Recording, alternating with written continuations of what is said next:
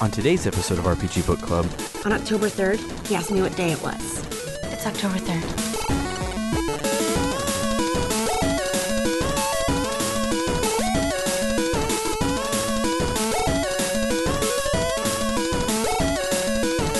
hello and welcome to RPG Book Club, the podcast where we play long games together and discuss them in the moment. I'm Sam Allman. I'm Michael Rodriguez. I'm Elias Warren. Michael, it's so good to have you back. It has not been the same without you for 2 weeks. Thank you so much. I'm pleased to report that I've drank only 5 Yon Begons today. And so I'm feeling particularly alert and awake. So yeah, it was great. Tartarus was scary. Yeah, I'm really glad that we were able to. I'm really glad that we were able to find you and get you out of there in time. Really glad. I'm really happy that you were there. When they found me, I had nothing but my underwear on. And they said to me, "What are you doing?" I didn't even have an answer. I don't remember anything. I went out to drink, and then the next thing I know, I was in. No, I'm just kidding. A lot of shit happened. I had like a lot of real life shit happen, so I couldn't make it last week. But I'm here to stay, you guys. I'm like the boyfriend that you break up with, but I'm right back. I'm not leaving you. Hi. Yeah. How are you? Hi. I'm great. So the only bit of follow-up that I have for you for the weeks while you were gone is what happened with the cleanup day? Because for me and Eli, we had Kenji and Kazu with us, but you didn't have social links with them. So I just want to know like what's going on. The cleanup day was like probably the best part of literally like November and October. No, October up till November for me. Like it was you get paired with Yukari and Junpei. Okay. And I don't think I like Yukari very much because she acts like a Cancer, and I am a Cancer, so I'm not really that. But she, and of course, it's just like, all right, hurry up, let's get this shit done. Like, I don't want to waste my time. Mm-hmm. And Kenji is like, so Kenji's there. Yeah, Kenji's there, and he's like, okay. Yeah, he's like, man, it really sucks that the school festival got canceled and shit. Like, there was like a really cool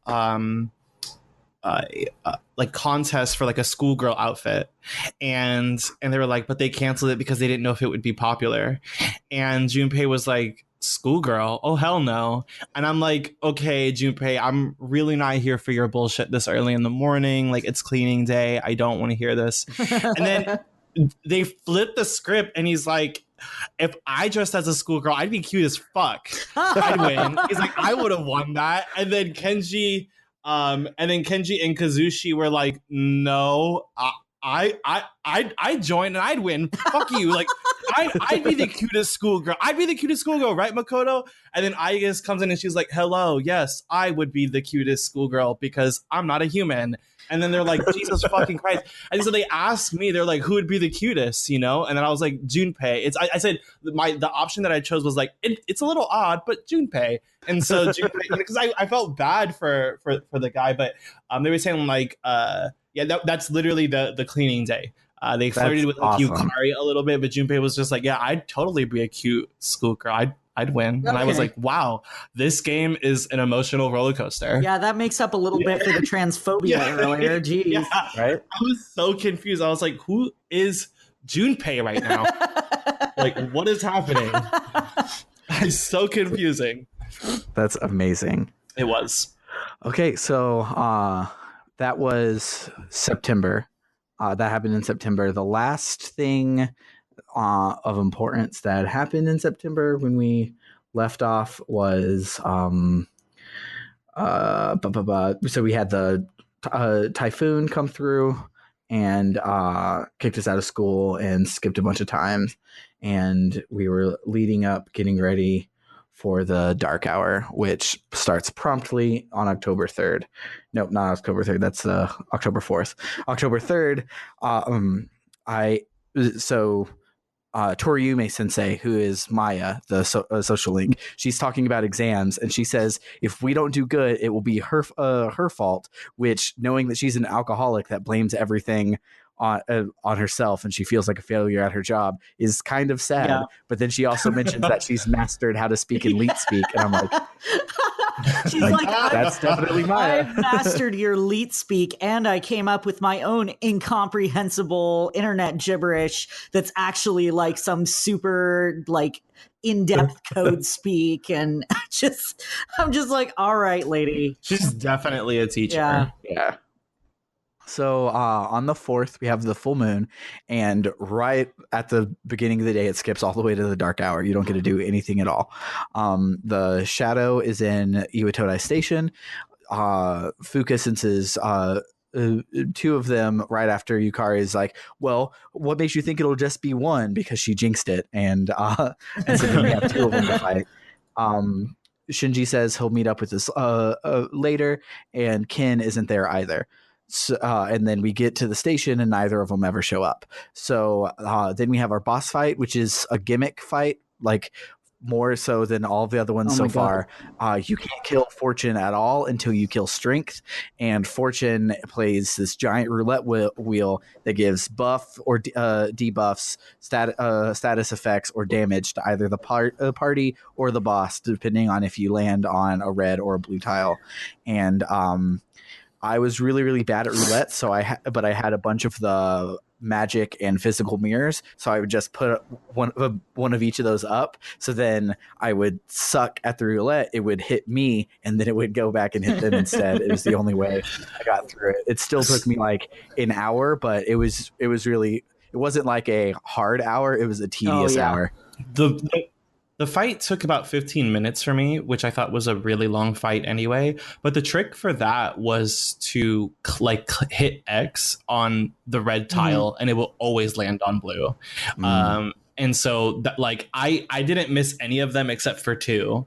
And so when I was hoping that, like, I was trying to purposefully get the boss to be enraged, because when you're enraged, you take so much more damage. And so, but yeah, like I really hated it at first until I realized that there had to be like a mechanic gimmick that was there, and you hit X on red. For the people listening at home, if you're not here yet and for some reason spoiling it for yourself, you hit X on red and then it'll land on blue.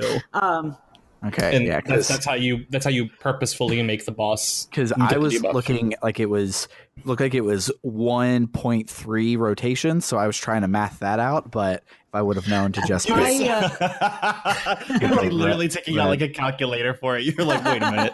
Yeah, I was like calculating cosines and tangents. And like that meme with the lady who's got all the math in front of her face from the So that's probably why it took me forever, and why I had to use all of my attack and magic mirrors. What I noticed after a while was if I was going for a specific one, I would wait to hit it until the wheel was on the like exact opposite side of the one I wanted, and I was able to get it to come around properly to where I wanted it to be. But it did take some trial and error. Oh yeah, I like at that point I wasn't even like trying to aim it at any point when I realized that you could just hit it on a red one and it would go anywhere, because I was like, me surviving this turn is much more important than me trying to get like one specific buff. Yeah. It was a really annoying it's super annoying. So after the fight, Strega doesn't show up, neither does Ken or Aragaki, and I wrote in my notes, looks like nothing is going to happen at all for another full moon. And boy, was I wrong. So Akihiko, as everyone realizes that Ken and Shinji never showed up, he's like, oh, today's October 4th, isn't it? Go back to Mitsu's like, oh my god, it's October 4th. So he's like, go back without me. I'm going to look for him for a while. And I'm like, okay, whatever. So so then it fades and you see Shinji meeting up with Ken on, I forgot where it was, but it was that quote unquote bad side of town where like we first met Strega way back a couple months ago. And Ken says that October 4th was when his mom died and that Shinji murdered her. And ever since then, everything has been bad. And Ken even thought about suicide and only did it because his mom wouldn't like it. So he instead vowed to kill her killer and threatens to kill Shinji. Because she totally like that. Yeah, she's like, don't kill yourself, but kill other people. That's what I want. I mean, to be fair though, he just was like, hey, he did reveal to Shinji just like, you said that like you didn't want to deal with it, but I'm going to make you deal with it. And he just did admit that he was like suicidal. Yeah. So, he was probably like in a really shitty place. Yeah. To be fair. So Shinji is just like, all right, if you're going to kill me, then kill me. Do it. Just he's super depressed. Like, obviously, Shinji is not okay with his life. Yeah, right not now. at all. Like, if it wasn't obvious with his super reluctance to like be a good person, and like he was taking pills to forget that he was a persona user type thing, like all those things were definitely pointing to him not being okay with what happened back in the day. But Ken is just like, oh, you're just living your life like it's no big deal, and Shinji's just like, please just kill me. And so then it flashes over to the dorm where Mitsuru is like, oh my god, it is October 4th. That's when Ken's mom died. So Fuka tries to sense them, and Mitsuru reveals that C's accidentally killed Ken's mom because they were chasing a shadow, and Shinji lost control of his persona, and she died in the crossfire. So Fuka then finds them, and she knows that senses that a Strega member is also close by. So Mitsuru runs off, and everybody follows. Back in the bad side of town, Shinji is like, please kill me. I wanted to forget. That's why I left, and I've been taking the pills. It's my fault. I deserve to die. But if Ken kills him, he'll be haunted just like Shinji's been haunted all this time. So Ken's just like, shut up. I don't care. I'm going to kill you anyways. So then Hobo Jesus shows up to Kaya, and he says that it's hard to stop us without Chidori because, spoilers, another month has gone by, still have a girl in fucking we find out nothing about what's going on with her. No, so she's still, even on November 1st, we still just have a hostage in our company hospital. But he says without Chidori, it's hard, but he's going to stop us. And he says that Shinji is going to die, whether Ken does it or not, and because the pills will kill him. He starts to ask them, like, who is the person that's able to sense the targets that we're trying to like protect, and like, how do you know? So effectively, they're looking for whoever's Fuka because Chidori is their Fuka. And that's what he asks. So Takaya says that the pills will kill Shinji, and then Ken is mad because why kill someone? Because if he kills someone who's already going to die, it's not even worth it. Fun anymore. And then Takaya says, "Oh, but it's okay because you were planning on killing yourself after killing Shinji." And Ken's like, "Well, I mean, yeah." And Takaya says that he's just going to make it easy on both of them and kill them both since they're going to die anyways. So Shinji dives at Takaya to take him down to save Ken, but Takaya shoots him. Takaya is like, which one of you can sense shadow? And Ken says, it's me. Like, that's why they let me join, even though I'm so young. So please kill me. Don't kill Shinji. And so Takaya aims at Ken, but then Shinji jumps in front of the bullet. We get an anime cutscene where Shinji bleeds out and everybody shows up. I don't know exactly what happens because Persona 3 doesn't let you put up subtitles, which I've started playing Persona 5, and that's my favorite feature of Persona 5 is I can put up subtitles over the anime. But basically what happens is everyone's like, no, don't die. And he's like, no, too bad. Ken, you need to harness your anger so you can get stronger. And then he tells Akihiko to take care of Ken, and then he dies. And a lot of plot happened on that full moon instead of the 0 that it seemed like at first. Were you guys able to get a link with Shinji? No. Social link? No. Okay. Yeah, I built a social link with him before he died. Wow. Yeah. Did you get it to 10? Because you're not going anywhere from here. No, but I don't think he was able to get to 10. You're not able to get to 10 with Shinji. His is a little bit shorter. Dang. But he was apparently like a really good cook, and he really likes serving. Like one time, you're like, you help Fuka with cooking because she sucks at it a lot. Yeah, I was going to go into that. I've started dating Fuka. I guess me and Yuko have broken it off, though there wasn't anything about it. It just I started talking to Fuka, and that's exactly how. Yeah, it's like Shinji comes around and he's like helping us cook. The first few times I've went out to eat with him a few times, and he really likes serving people, he one time said like, yeah, oh yeah, no, because you made him promise that he should cook for everybody, and that's what kind of makes this death a little sadder.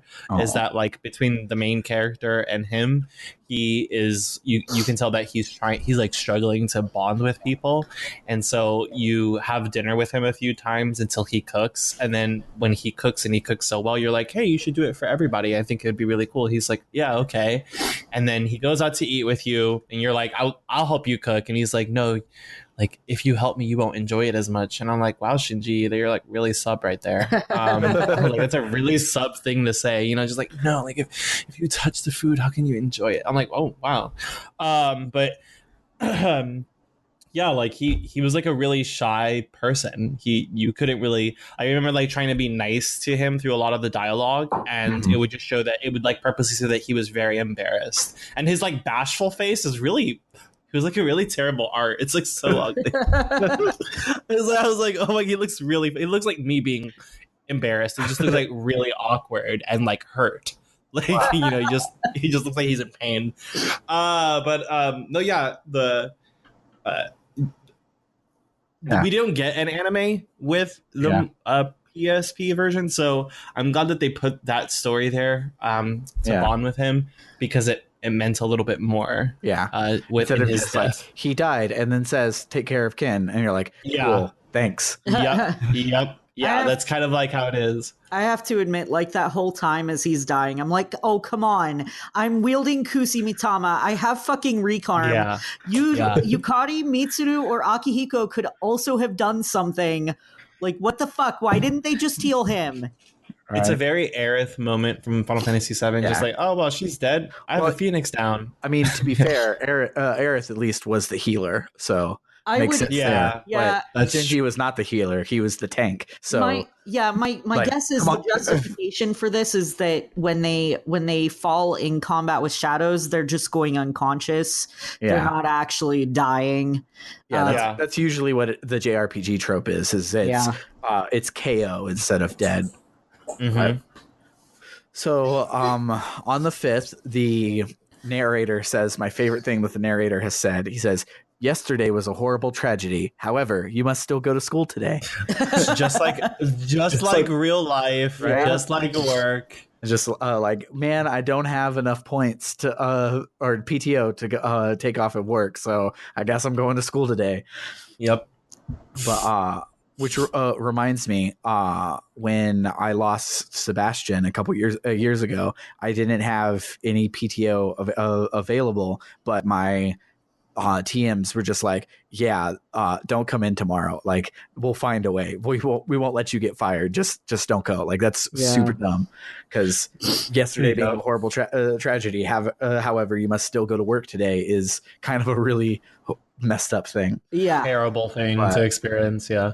But so at the school, there's an assembly for Shinji, and the seniors that sit in front of you at every assembly don't even know who Shinji is. So Junpei tells him to shut up, which is the first thing I recognized from the opening cinematic. Because I talked, I think last week, of like how much more of this game are we going to have? Like, none of the opening cinematic has happened in the game yet, but Junpei yelling at them to shut up was from the original, so we're making progress finally. So then Akihiko was absent all morning, and Mitsuru tells us to meet after school. After school, Aki goes into the assembly hall by himself, and he's talking to Shinji's photo. He says he tried too hard to fight after losing Miki, and he ended up losing Shinji too. Didn't matter how tough it was because he still lost Shinji. So then his persona digivolves to Caesar.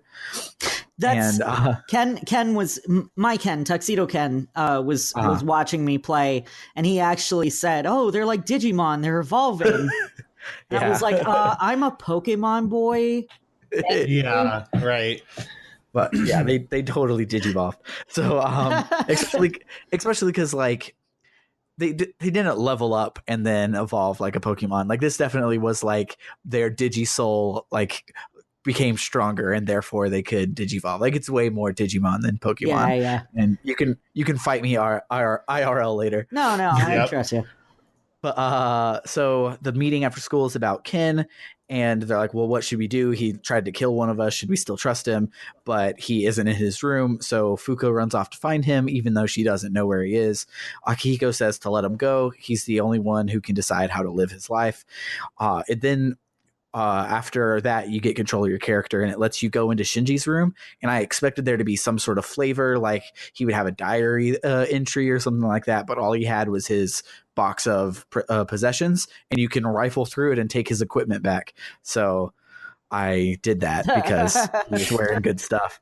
But because that's one thing, like in RPGs, I prefer the like breaking the fourth wall method of like somebody dies in the story and you just get all of their stuff in your menu and like there's no fanfare. Yeah, that's about what it. happened. But, that's what happened to me. But in ours, you have to go into his room and take it back from him, which like it's cool that you could get it back, but I prefer it to just happen in the background. Like it's a mechanical thing to make the game fun and fair, because I know playing on like the PS1 RPGs, like I'd be following along with the guide. It's like, all right, in this fight, not telling you why, but make sure Aerith doesn't have any good equipment on her and stuff like that. So on the 6th, the next thing of Tartarus opens up, and I didn't make it to the new thing of Tartarus this week. I tried really hard, but it was freakishly hard.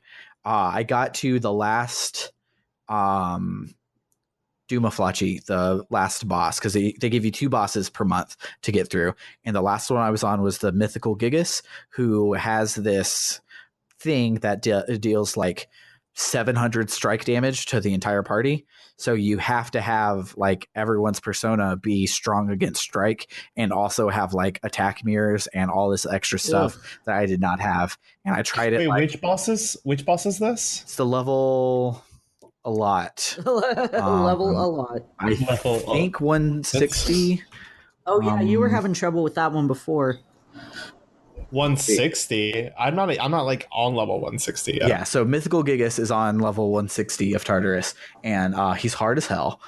And because I've been every month, I have done my 2 Tartarus bosses and gotten my old document and taken it back for some free somas and bead chains from the quest. Like it's overall has been a fairly easy quest. It keeps me leveled, and it lets me be able to talk about the new block of Tartarus each time.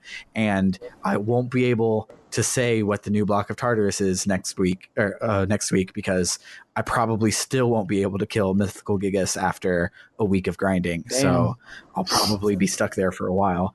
I was like looking up like tricks on like the internet, and most people are like, oh, it's recommended to be like level 55 when you do this, and I'm level like 46. So it's going to be a while. I might be able to squeeze out some grinding time and just get through him and then 2 more bosses, but I doubt it. Easy must be really easy, because I'm 45. I am not that far behind you. Although I did beat the level 122 boss pretty easy. Nice. Like Ken left the room for like a minute, and when I started the fight, he came back and they were all almost dead because like I was using Mazio and stuff or whatever. Yeah, but like some of them are pretty. Like one of the people in our Discord said that Atlas didn't even look at a balancing guide when they were making the Tartarus bosses. And so like all of them have been fairly easy for me on easy. Like, there was one that was like a war of attrition, and I used like 3 of my white protection items on, but I'm out of those now. And Mythical Gigas, I don't even like get a shot off on him before he just wipes my whole party with one move. And it's ridiculous, and I hate it, but maybe I'll put in the time to grind it and try and get back so I can talk about the new wings every time they open up. But I did not succeed on that this time.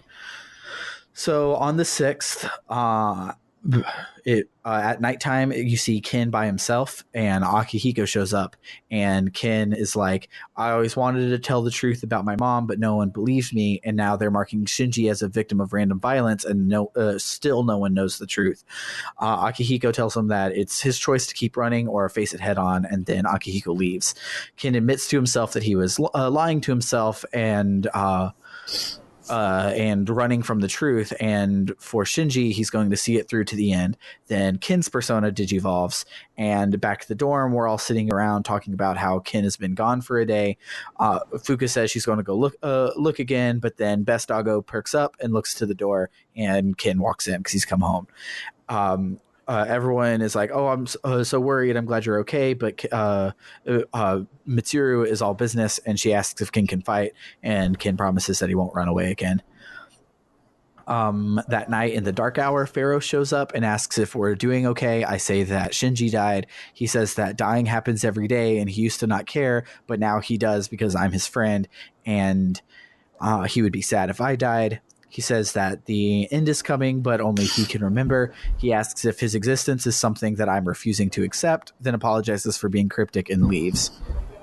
But we all know what he's talking about. Yeah. Right? Like, wait, well, what do you think he's talking about here? I think he's talking about, I think he died in the explosion. He's a ghost boy? Yeah. I think he had some, wow, Michael, that is like the most judgmental. No. Oh well, Eli's an idiot. Like, no, it's just like no, it's good. It's good to hear the point and the perspective that you guys. I have no idea, really. I know in episode 1 you said that him resembling male main character was on purpose, so that confuses me even more. No idea. Yeah. Maybe both of us are dead, and I'm just living some weird post Twin Peaks sort of life. We're gonna throw that out. No. That's not what's happening here.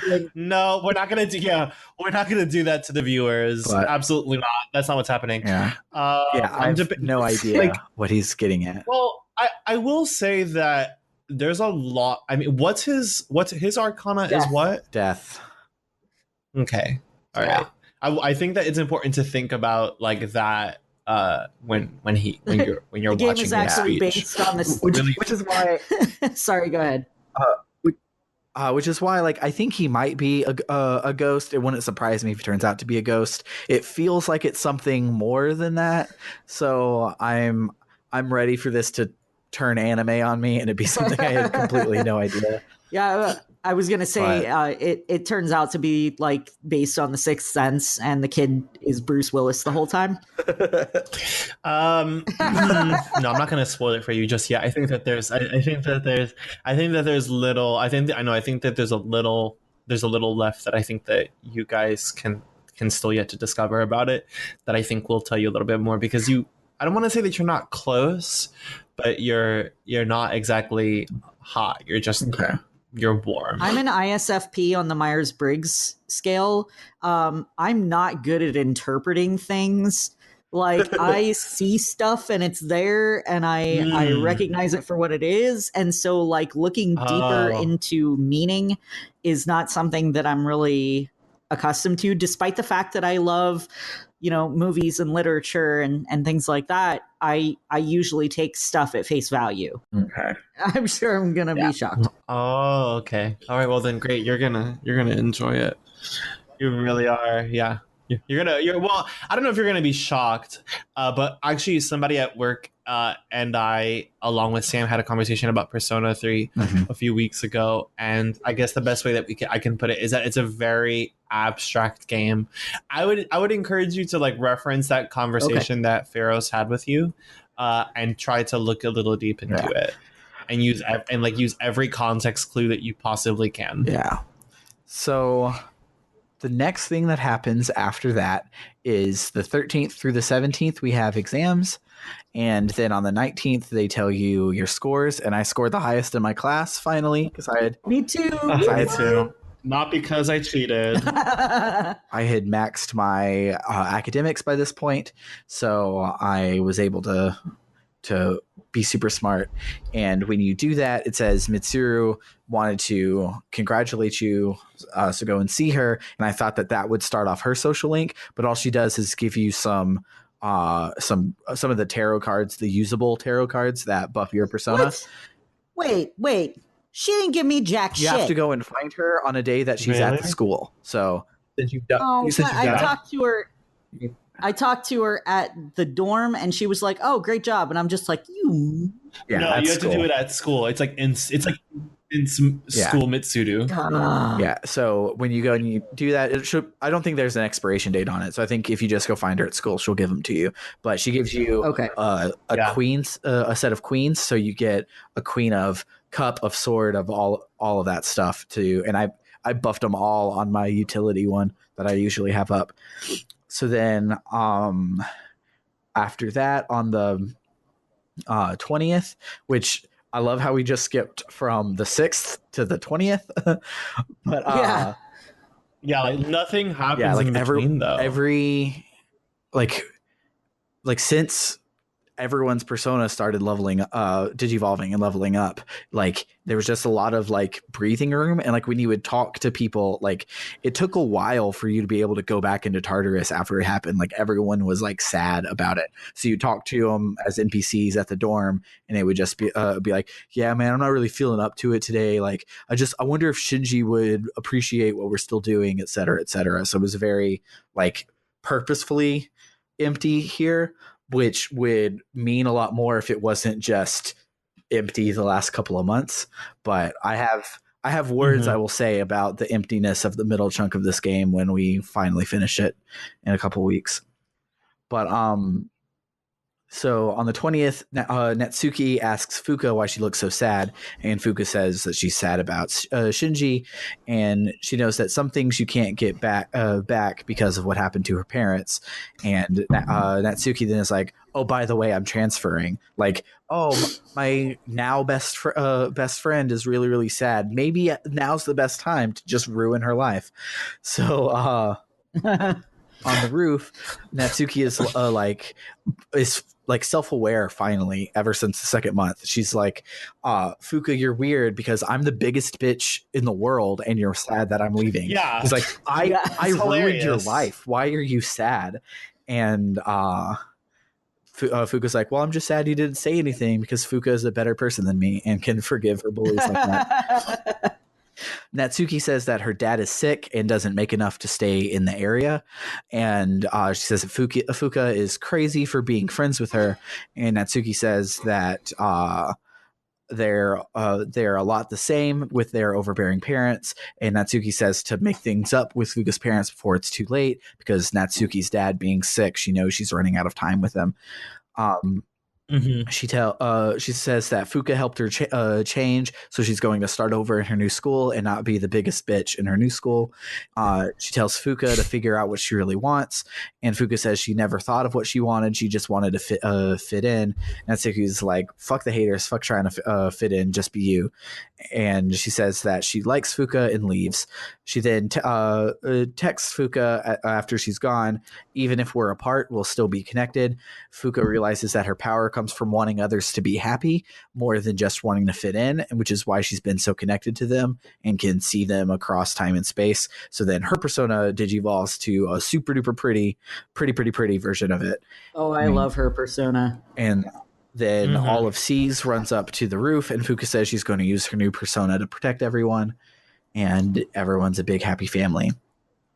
So then on the 24th, Mitsuru and Yukari are talking. Yukari asks Mitsuru why she fights. Mitsuru says she's atoning for the past. Yukari says she knows the story about her dad and she hopes she can atone for his mistakes.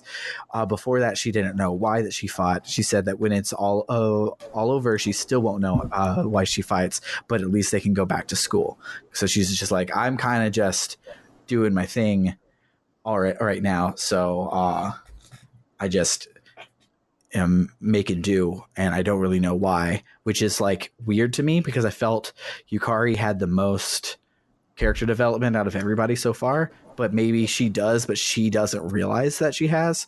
And so maybe everything that we've picked up on so far is all subtext, and it's not actual text for another month or so. But I thought that was weird that while everyone was realizing their truth and getting a new Digimon, she did not. She couldn't figure it out. So then the last bit of plot, if you can even call it that, is on the 27th. We get Ferris to show up, say it's 1 week to the full moon, and he says that he'll come see us when it's all over. and that was the last of the big plot for the week. So we have November, December, and January left, Eli. We only have 3 months left. Oh, man. What do you think is going to happen in these 3 months? That's a good question because we're supposed to come up against the last shadow in November. So I'm imagining there's going to be a bunch of stuff with Strega. Going back, sorry, I wanted to say about Fuka. I actually had some food in my mouth. Okay. So I didn't want to interrupt while I was chewing. Go ahead.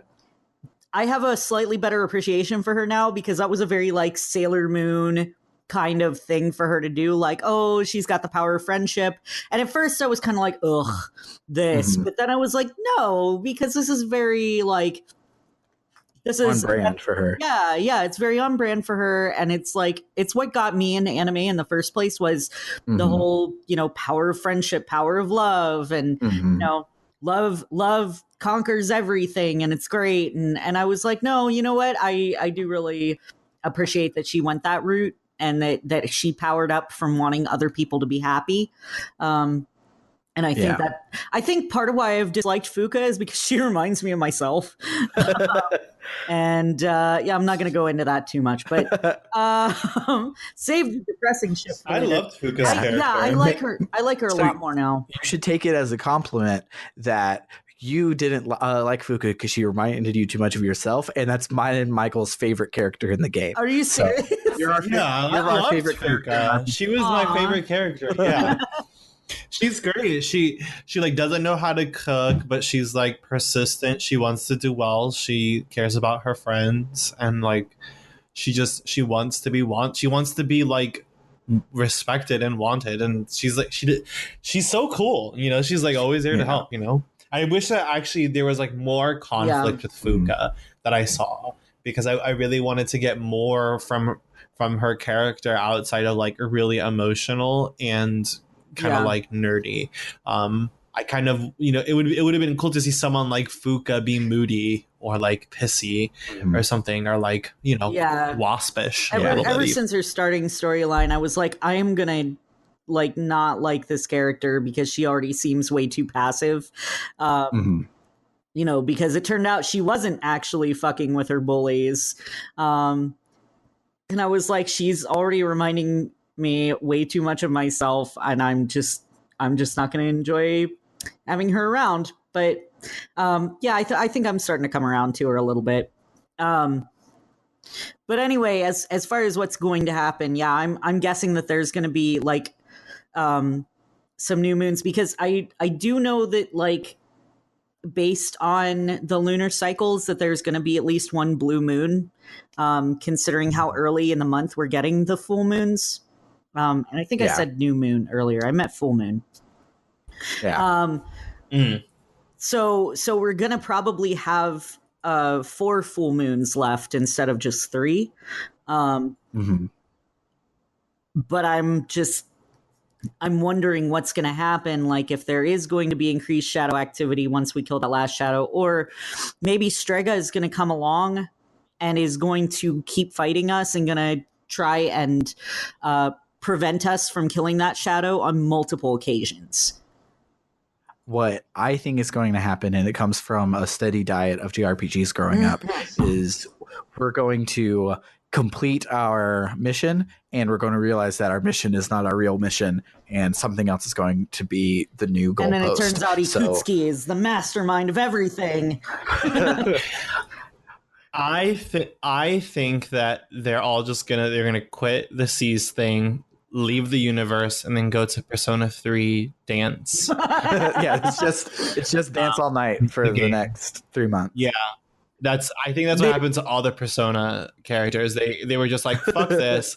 I'm going to go to a club and dance. And that's how that game series was created. We must leave. Our people need us. Yeah. Let's go shake our asses. That's what I think is going to happen. No, again, I just have to be left with me sipping my tea, waiting quietly for the gag to come along, because that's you guys are going to be gagged by the end of this game. Yeah.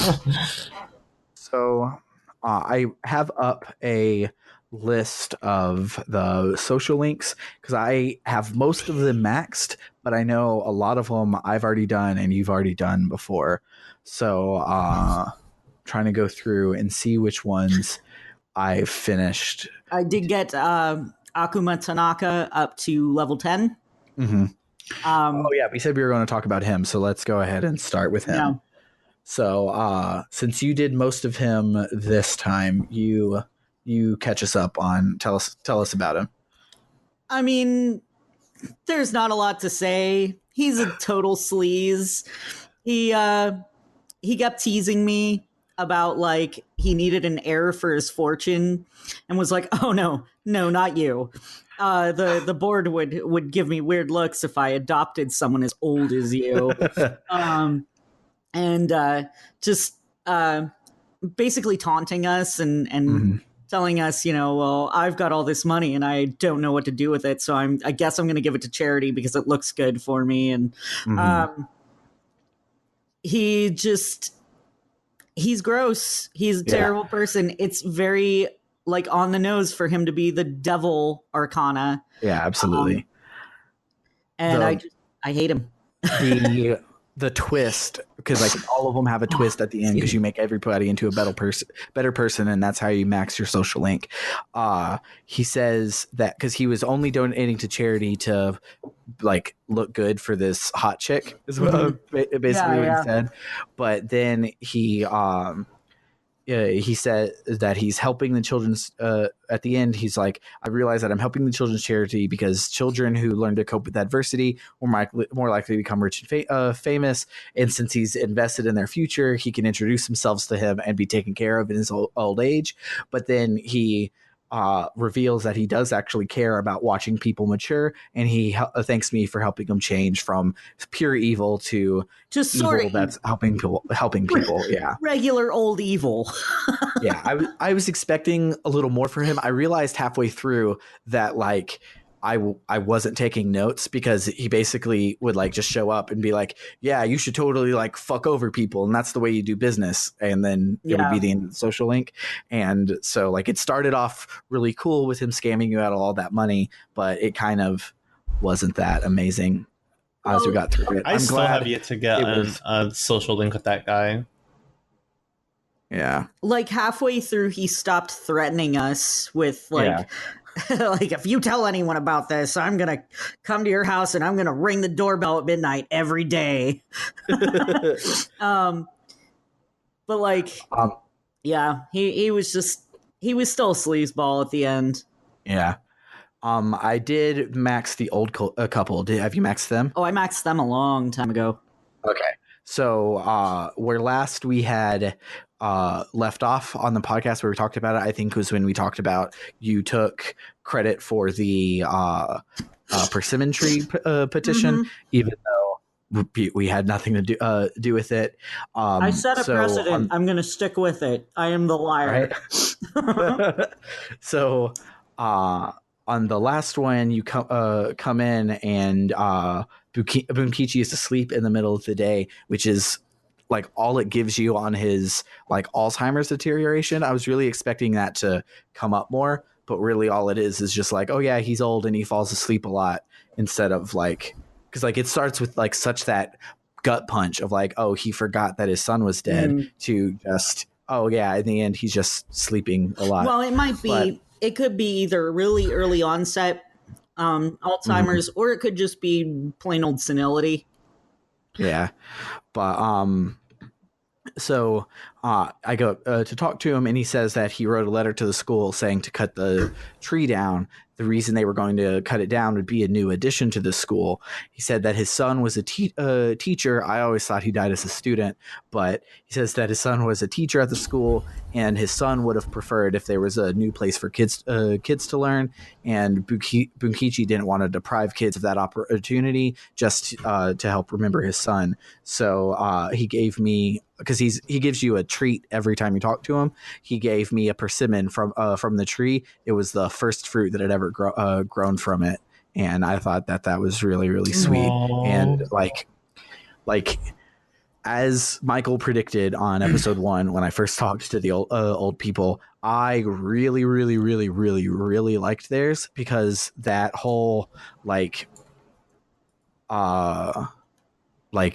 dealing with loss and then coming to realize at the end of all of it, like, I'm doing this all wrong and I need to move on, was like a whole year and a half of my life. And so being able to like every step of the way, like it was almost like the 7 stages of grief or whatever with them. Like I saw like they can't believe that the persimmon tree is going to be taken away, and then they're desperate to save it, and then they finally get people to save it, and then they realize that it's not what they wanted, and all of that stuff. Everything that you're saying right now is so really relevant to this game, and I'm like, and I'm going to have to reference this episode at the end of this game and be like, you said this and X, Y, and Z, and oh my god. Okay, Michael's great. gonna be listening to this episode and like writing down timestamps. Like I am. No, remember I for at sure am. 1843 you said this. I think it's really unique that you were drawn to their story, considering that their story does deal a lot with the death subject, and it's very ironic that you're talking about like the 7 stages of death, but it's also really important for their story. But yeah, they had a very they did have a really sad story. That was one of the social links that I liked all the way through, personally. Right. Yeah. One thing I just saw, because it was in the middle of social links, so I didn't color code it. But after Shinji dies, Akihiko has a new post-battle phrase where he's like, "You see that, Shinji?" And that that hurt real bad. That one tugged at my chest a little bit when I first heard it. I was like, okay. I was like, all right, time to do the shuffle. Thanks, Akihiko. Appreciate that. So the other one that I really liked, and it was one that I said last episode that I didn't think I would like it, but I went back to do it because you liked Keisuke so much, was Nozomi, the Gourmet King. Have you done anything with him, Eli? I haven't yet either. Okay. So Nozomi, just spoil it for you because I don't think you have enough time to do it if you wanted to. We're getting towards the end of the game where it's like you just pick the ones that you're close to the end on for social links and don't start any new ones. But so Nozomi, the first couple of times, he just is talking about how he's fat and ugly, and he thinks that everybody hates him and liked his brother more. And it's like, that was the reason I didn't like it. Like I did like the first 4, and all of them were just like, man, it's so cool that you're hanging out with me, even though I know you're just hanging out with me because you're taking pity on me because I'm not as cool as my brother, blah, blah, blah, blah, blah. So it was just like kind of meh. So I left him alone for like 6 months. And so I finally went back to stick to it. And the next time that we hung out, some dude comes up and is like, hey, hold on. So someone comes up and is like, hey, I recognize your voice from anywhere. And he's like, my son gave you money that was supposed to go to his tutor. And Nozomi's like, well, your son hated that tutor, but you never listened to your son. The money's going to do better now. And then Nozomi says, I'll forgive you, but I'm not going to let you into paradise. And people who died or non-believers are forbidden from entering to paradise. The dad's like, my kid's only in elementary school. I'm not here for your cultic thinking.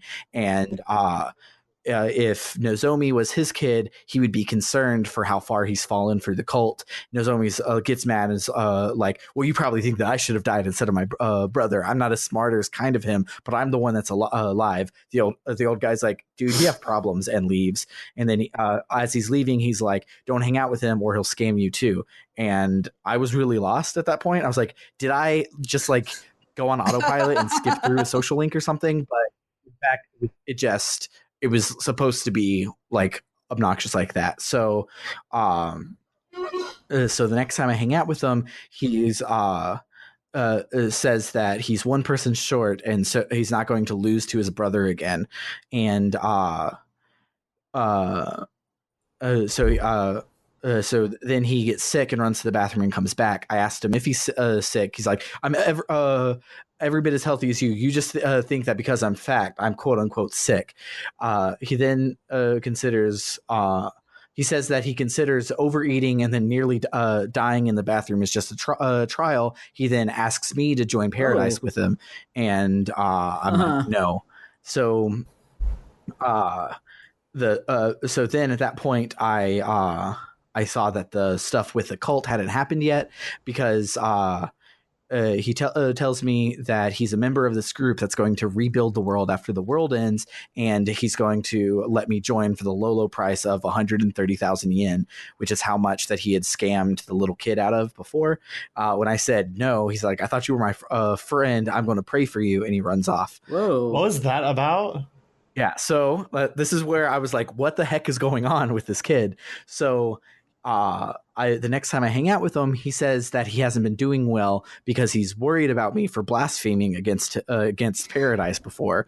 He says that I'm probably just embarrassed to be seen with him, and the world just wants him to be like his little brother, and he wishes that the world would end so he could get to Paradise. That's why he's doing all of this stuff, because in Paradise he'll have a tall, slender body that will glow in the dark, so he'll be safe at night. And he says, I'm sorry I'm not like my brother, but can you still please be my friend?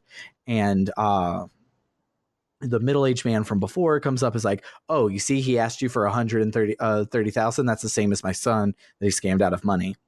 So then the next time Nozomi is excited because he's made his quota for Paradise, and then two new dudes show up and ask him if he's going to scam them too. He's mad, says he's just trying to save them from their suffering. He says, of course I can't understand because I'm good looking. Then two new people show up, and they look familiar, so I follow him. And behind Polonia, they're mugging Nozomi, and they say that he went too far in the cult to scam people, but Nozomi legitimately looks like he believes it, and he didn't know that it was a scam to take $130,000 from people. And so they're going to beat him up, but avoid his face so that he can't press charges. So I show up to save him. I call him off, and they leave. Then the middle-aged man from before seems like he was calling the shots, and he's like, he says, Nozomi, forget about the money you took from my son. Just leave town. I don't want to see. He says, don't ever speak to me or my son again, like that meme. But so then on the last one, because there's like, that wasn't the last, which I thought it would be, but the last one, he reveals to me that he and his brother were twins but not identical, and his brother was everyone's favorite. He used to hit his brother for no reason, but his brother was always supportive of him.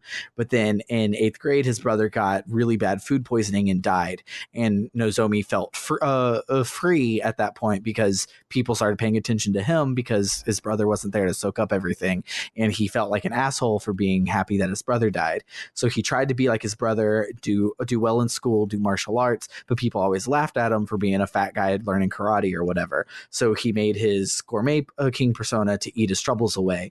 But if he keeps it up, he's afraid he'll be nothing like his brother. I tell him that he's irreplaceable, and he's like, you're right, I shouldn't worry about being like my brother, I should be like myself. So he knights me as gourmet king, and says that he's going to be a food critic and not just a fat ass, because as gourmet king he just ate everything, he didn't actually blog about it, but now he's going to go and be a food critic and take it slow and all of that stuff. So I maxed his right there, and I really enjoyed his, but those first 4 are really boring. So if you do him, just mash X to get through the first 4. That cult stuff is really weird. It sounds a little. It was really weird. I genuinely sound confused because I have no idea who that NPC is. He is the fat kid who hangs out at Polonia Mall. So if you go to talk to him, he's like, you have to have, I think, enough charm to get him to talk to you in the first place. And then after that, he asks for something that he's never tasted before. So you give him an odd morsel from Tartarus. And he's like, that was disgusting, but I have never tasted it before. So we can be friends now. And you start his stuff from there. Interesting. Okay. I haven't maxed my level with like Junpei or Akihiko yet, so I'll save that when I'm a little bit closer to that. Yeah. I got really close with Fuka, but not quite. And I got really close with Bebe, but not quite. Oh, I'm very looking close to with see Akihiko. who else. Yeah.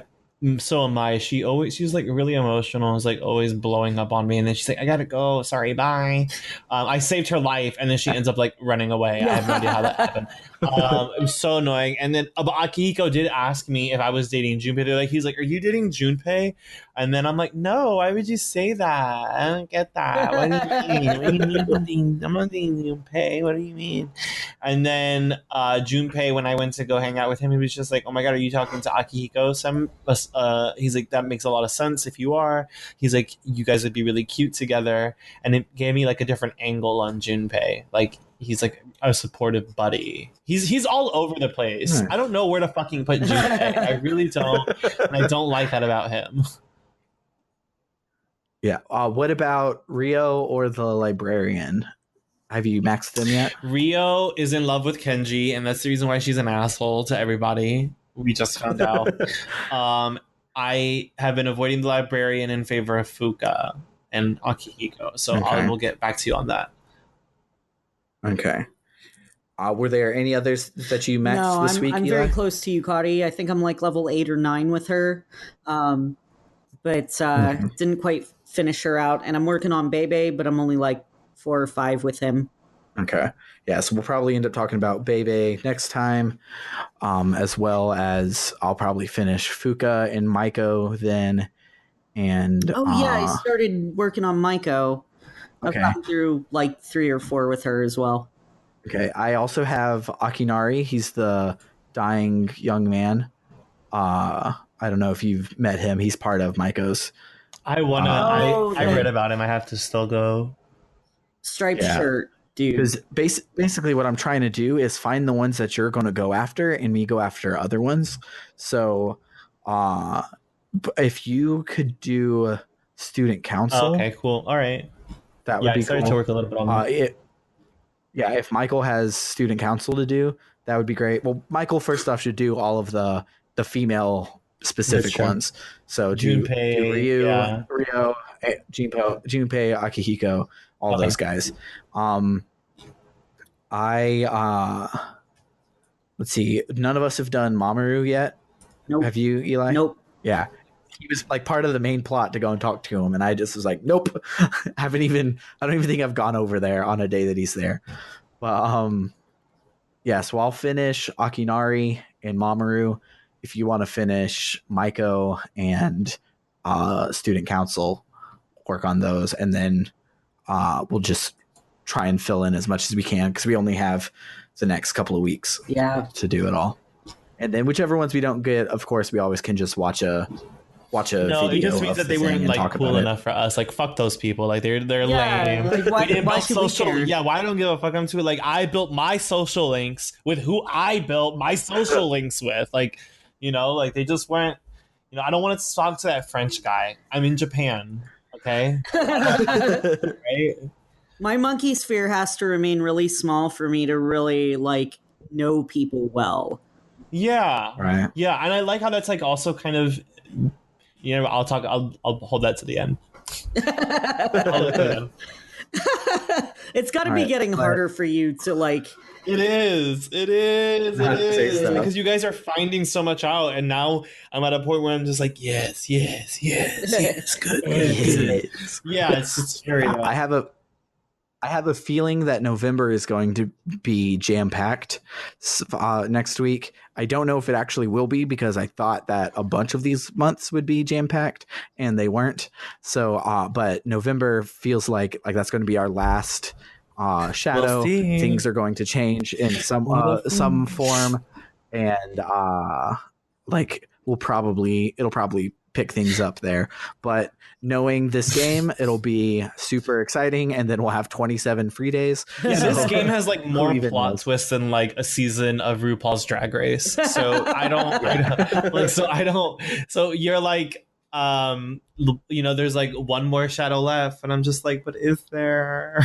This like Shinji also literally just died. So yeah, but that was the only thing that happened in this whole That's month. true. So I don't know. I have lots of words that I want to wait and see at the end, but so far I have lots of words on the pacing of this game. But that about wraps it up for the week. What was your favorite part of this month, Eli? I liked Fuka powering up. I really liked seeing her make that realization that she really wants to make the people around her happy, or at least to help them be happy. She doesn't necessarily want to dictate their emotions.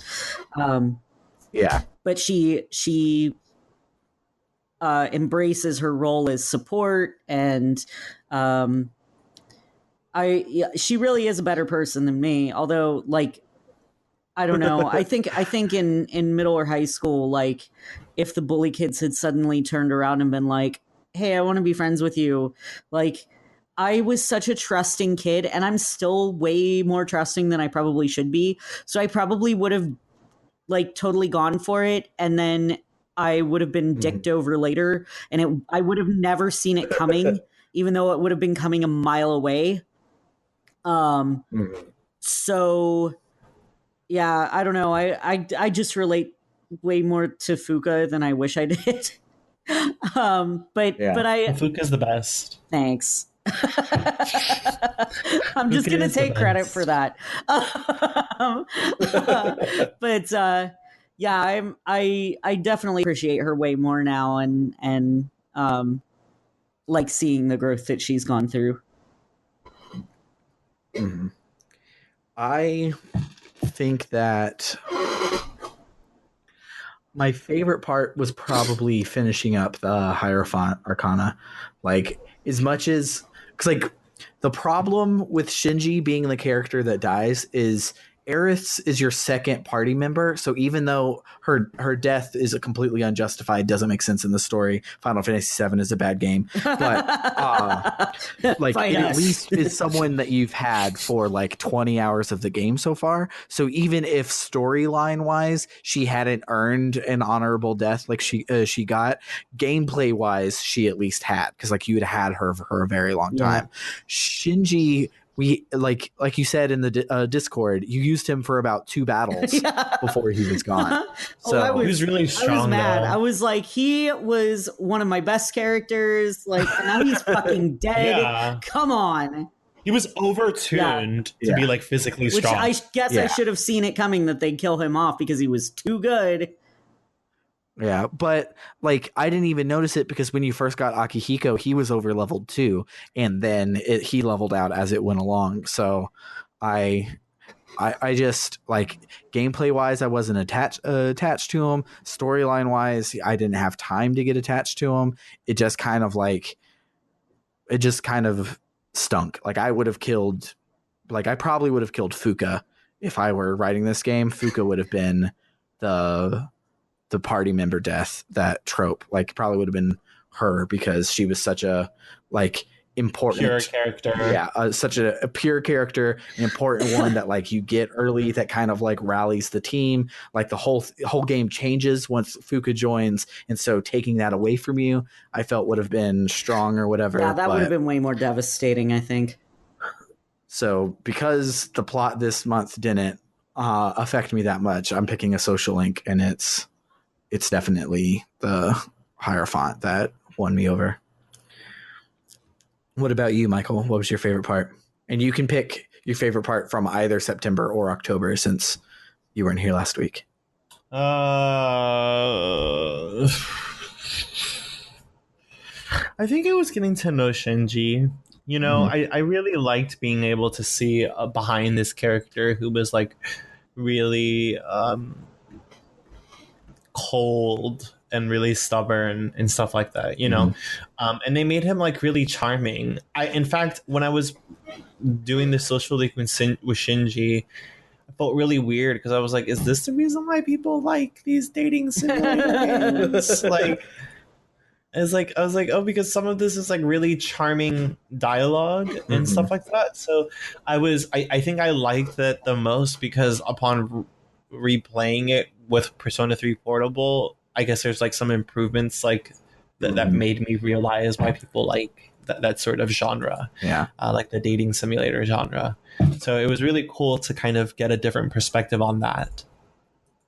Yeah. Yeah, that's what I was into. Yeah, I enjoyed it. So I did push back the deadline for the poll for our next game since we took a week off. I pushed it back an extra week.